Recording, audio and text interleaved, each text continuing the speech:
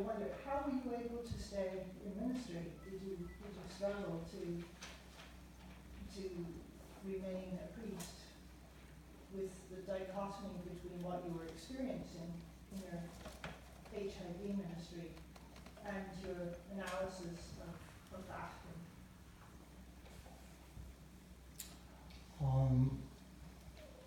Was I able to stay in ministry? I suppose, and I'm sorry if it was a bit heavy, but anyway, it was trying to give words to what I am working through or work through, and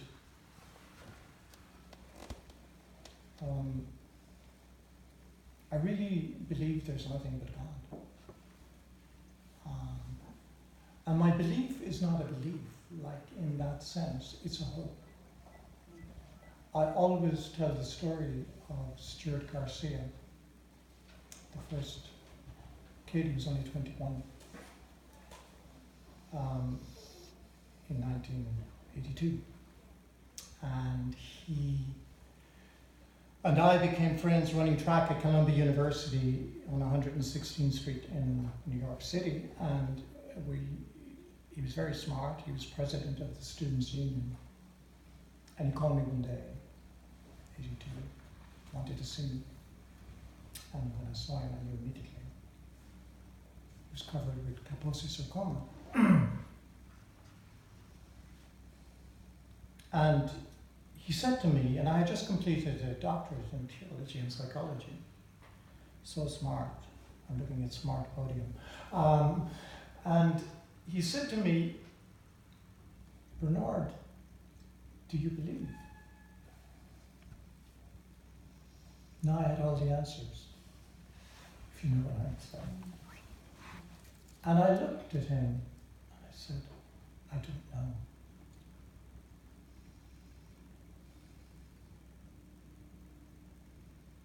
And I was with him right up to the very end, 2 years later. And that was the beginning of my going from answers to an openness to I hope. And that's where I am at. And that was 82, now it's 2019. I don't want to be certain. For me, God is nothingness. But that nothingness that is God is the infinite possibility of love for me. And because that is what God is for me, or Goddess, or whatever that is, I stayed the course. I can stay the course. I hope deeply that will take me, in the words of John, the only evidence I have is we pass from death to life because we love.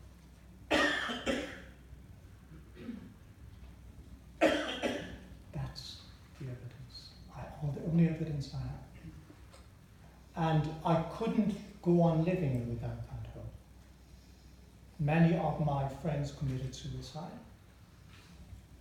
Many of my friends went out and got the AIDS virus so they could go where our brothers went.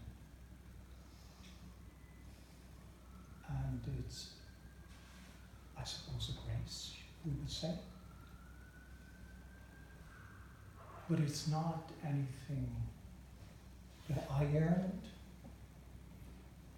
or that is a pat answer. It's a hope, but it's a profound hope that informs my life. So therefore, that's all I have to give you. Are the young people down? That's all I have to give them. I hope. Can you hope with me that there is something more? I I mean, I believe at a level as a theologian that all religion is about the denial of God. All religion.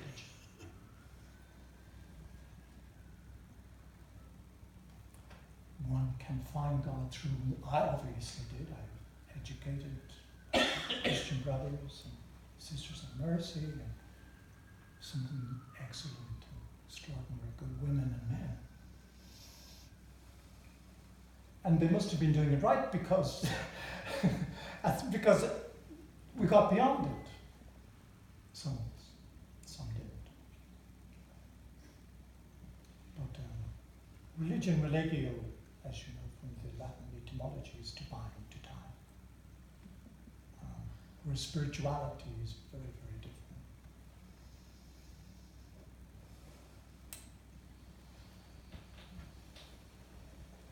I would ask you just to give your name first and get what else.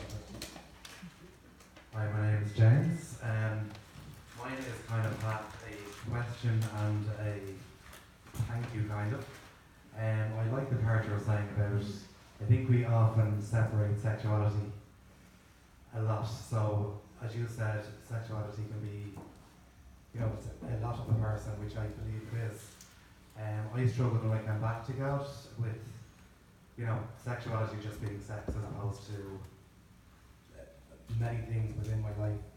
So I'd like to thank you for that point, because that was one thing I definitely did struggle with when I came back to the church. And when I first came back to God, I really didn't want to be a Catholic, but by my own journey I realised I was a Catholic, even if I didn't agree with everything in the Catholic Church. So probably not even so much question, but thank you for bringing up that point about sexuality being much more than just sex. It's a whole wide range of areas within our lives. So Thank you.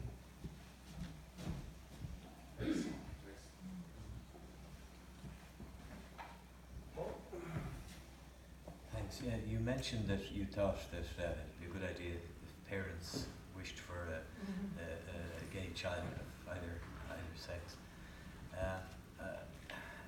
I have sort of good news for you. The marriage equality referendum here would never have passed if it was based on ideology and religion alone. And what carried it was stories and relationships. And they came thundering out before it.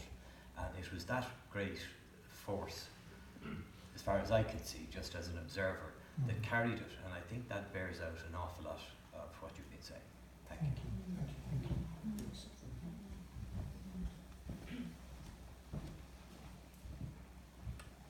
Thank you very much. Thanks very much, because it was most interesting, and the slant that you took is exceptional and very enlightening. And you made a statement, and I think it's so true, but maybe you could develop it a little bit or something. You said all spirituality is based on truth. And my question is, how is it that all of the religions have got it wrong? Like, how did that happen? Sort of, we're talking about, say, Pakistan and Ireland and South Africa and India. I think you'd like the answer, because all religion is man-made. But that's rather flippant.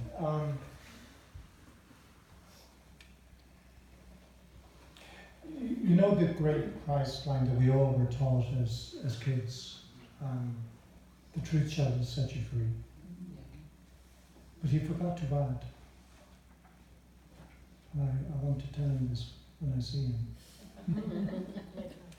It crucifies you first. It crucifies you first. And he lived that, you see. So that's not a lie. Yeah, it crucifies you. The truth does. Because, we're also full of evil. And we're so afraid. We're afraid ultimately of death. That to let go into God. And I mean, I suppose being with young people dying so much, and kind of like and hold their hand. And say, with time, I mean, this didn't come easy, Mama, to me at all. I mean, I hope you know that.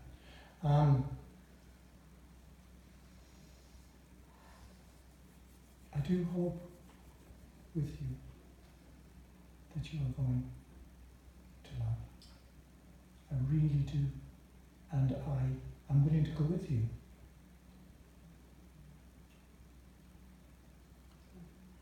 You know, that's kind of like, and that's not just a one-off experience. Like, I mean, every time, as the great black singer, my mind, every time we say goodbye, I cry. Yeah. The AIDS Memorial has something like, I can sail without wind.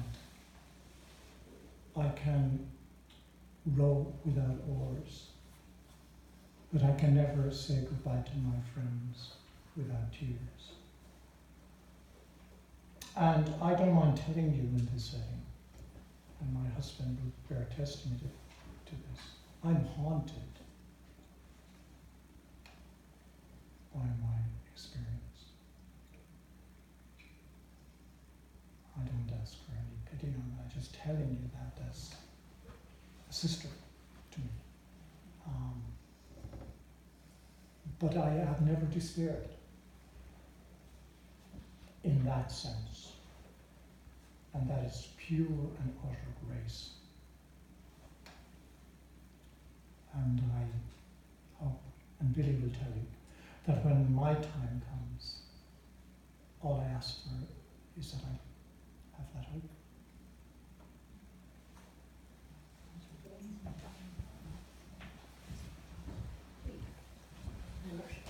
My name is Sinead. I read a book recently called The Universal Christ of the Franciscan Friar Richard Moore. And within that he explains about the universal Christ of having the elevated of Christ consciousness, and do all religions then at some stage do we need to step into a religion to go past the religion, to be elevated to the Christ consciousness. So he explains towards the end that people start off their lives in order, and then we move to disorder, whatever that is, and then it moves into reorder, but not many people get to that place. And I feel pretty privileged tonight to listen to yourself speak, because you're standing in that reordered state, and it's such a huge privilege. So thank you. Thank you. Thank you.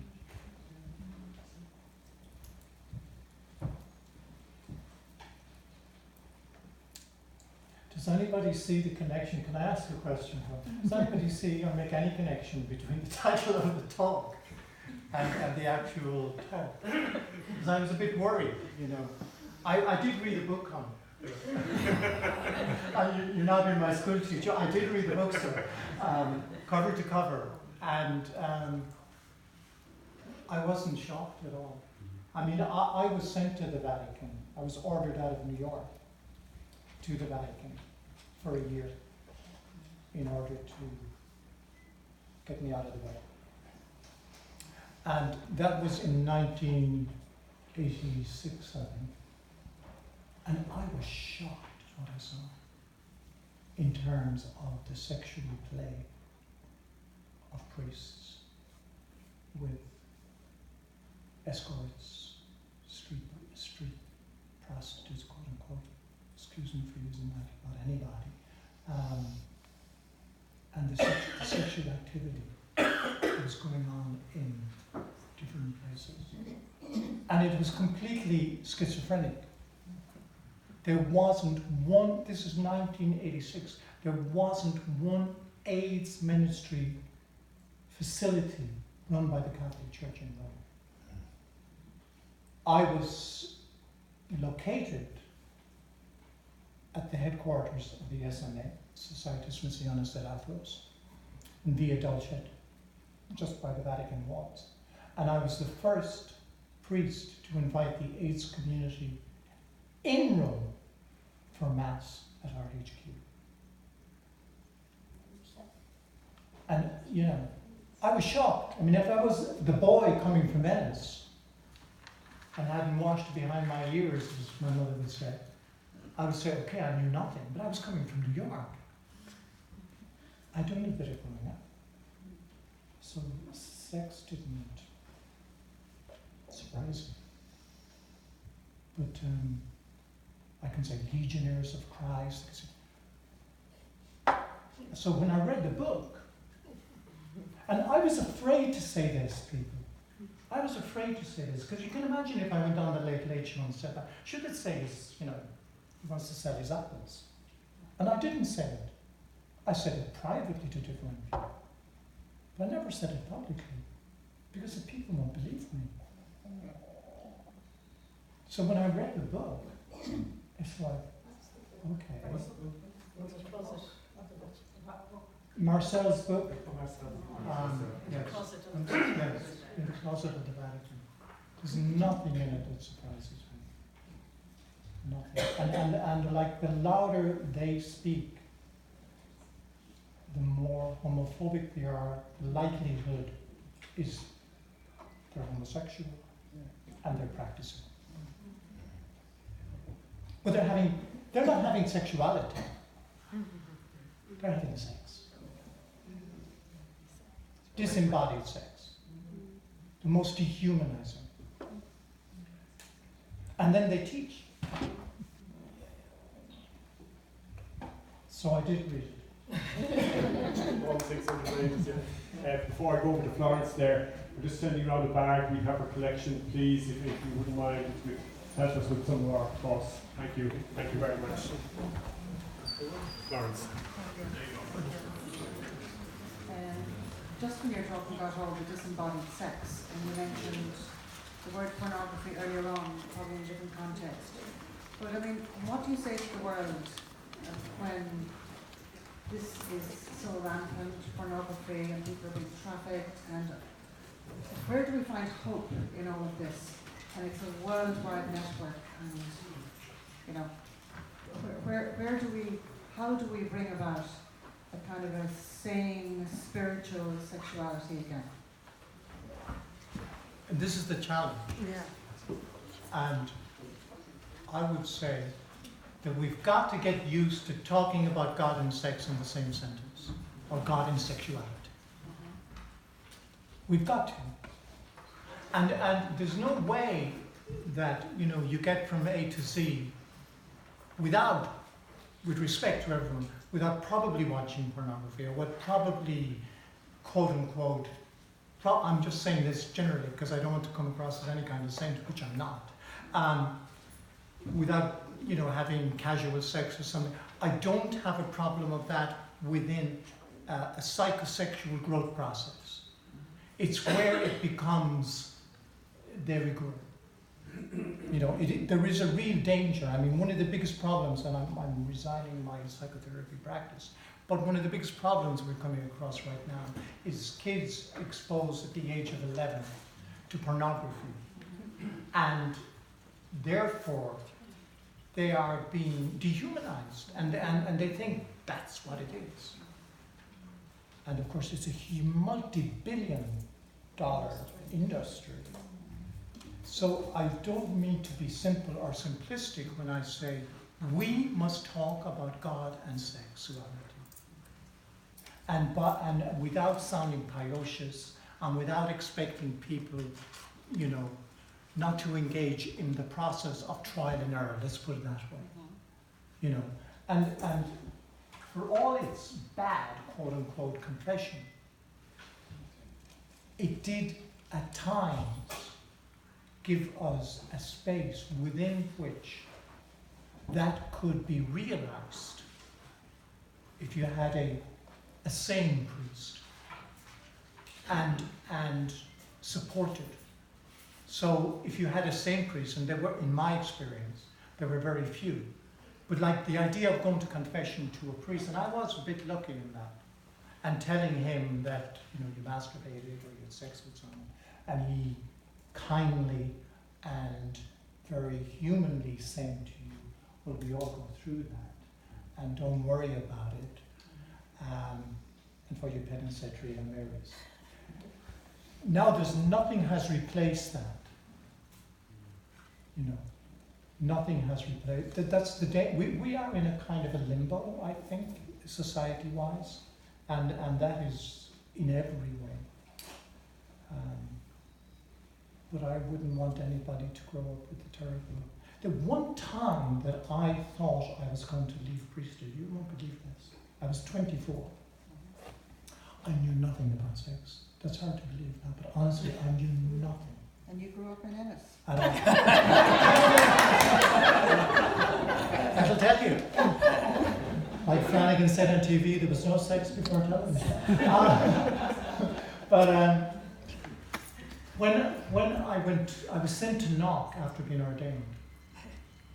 And as you know, I don't know now, I haven't worked as a priest here for donkey's years. Confession was a big thing. And I was sent there with a professor priest friend of mine who subsequently has died of AIDS, another story. Good man, brilliant man. And in the confession at 24, with no sexual experience, with women or men, woman after woman was coming to me, saying things like, I have 4 children, I can't have any more. I'm not supposed to take contraception, or still, the husband demands his marital rights, comes in at night, drunk out of his cotton picking mind, forces himself in. And although I had no experience and was younger than I was, if you know what I'm saying, I walked out of the box. And I went to this priest and I said, Father, I can't do this. This is crazy. I can't do this. This is wrong. I'm leaving. He says, calm down. And I said, what did you tell the women? I said, follow your conscience. Did you? And I said, I had to follow your conscience. Do what you believe is right. So go back into the box. The church needs you. And I was lucky. I was lucky there. Another priest would have said, you got to. But that was the biggest crisis of my young priesthood. That women were treated like chattel. I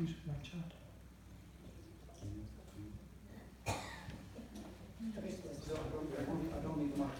Could I just ask, paraphrase Groucho Marx, very light considering the depth of your paper, and I apologise in advance, but Groucho said, I wouldn't want to join a club that had me as a member. I'm paraphrasing.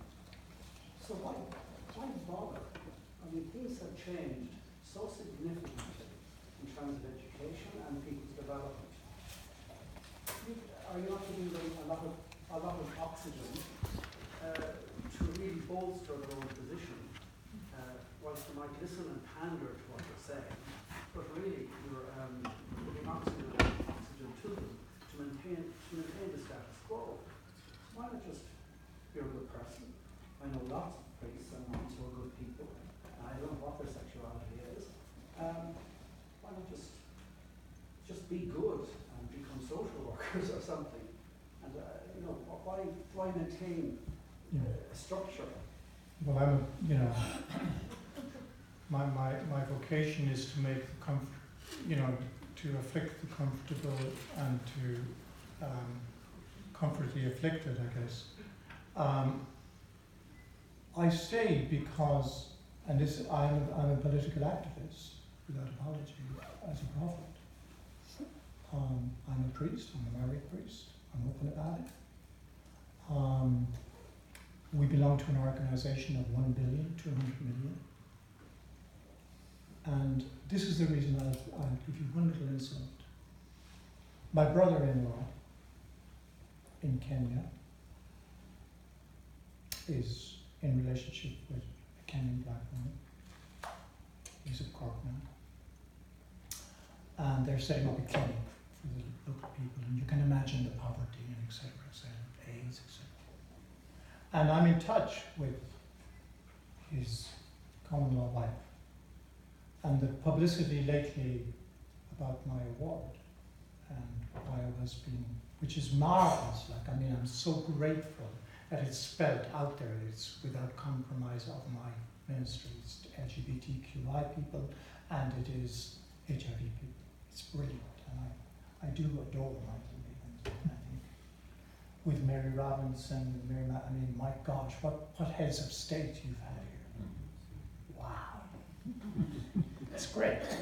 But anyway, she picked up this piece that Patsy McGarry had in the Irish Times, and she showed it to this woman that was working with her. And whatever conversation went, do you know him? And yeah, he's married to my brother's brother. And I know him, been at his wedding now, whatever. And he's getting this award, and he's gay, and he's worked with people with hate, like that.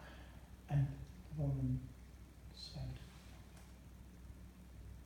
I'm lesbian, and I'm HIV. And I could never have said that only for her. And Mary, that's the name of the woman who's my brother-in-law's common law wife, said it was like a burden of burdens. Because if you're HIV and lesbian or gay in Kenya, you're denied all services. All services. So that's just one incident of hanging in there for this enormous organization that is so often than not, and especially in relationship to sexual minorities, always about the denial of God as an organization, always about, so much. I agree. But I have to stay in there and say the message of God in Christ is a completely different message. And I am a Catholic priest, small c and small p, and I'm not going anywhere. That's my birthright. If I wasn't a priest, I would be a shaman, I would be a druid, I would be a witch doctor. My priesthood is as much part of me as my gayness.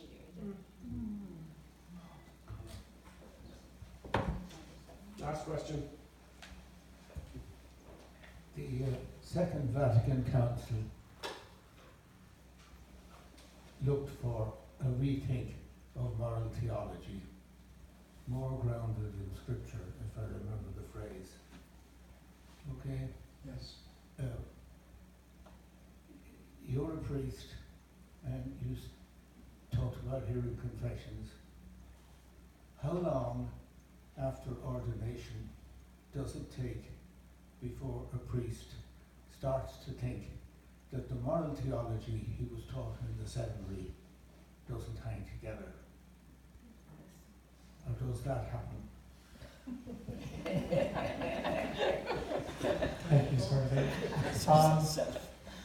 I can only speak for myself, but I get your question. Like, it's a big question, because a lot of us in the priesthood are like, priests, it's a career.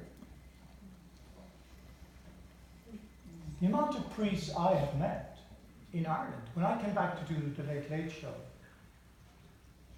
years ago, some of you remember with Gay Byrne got arrested. I was the toast of the town here in Dublin. And I didn't know Dublin. Forgive me, Dubliners. I mean, I did as a boy. Of course, I was at the zoo and at the museum, and my father took me to see the dog, all that stuff, but I didn't know Dublin. But I was the toast of the town amongst the priests. 50 priests gathered at a certain place in Wicklow, gay, closeted. no AIDS ministry, nobody out. Paul Lavelle was the only one, the bishop's advisor, who was trying to do something. And what shocked me more than anything wasn't that.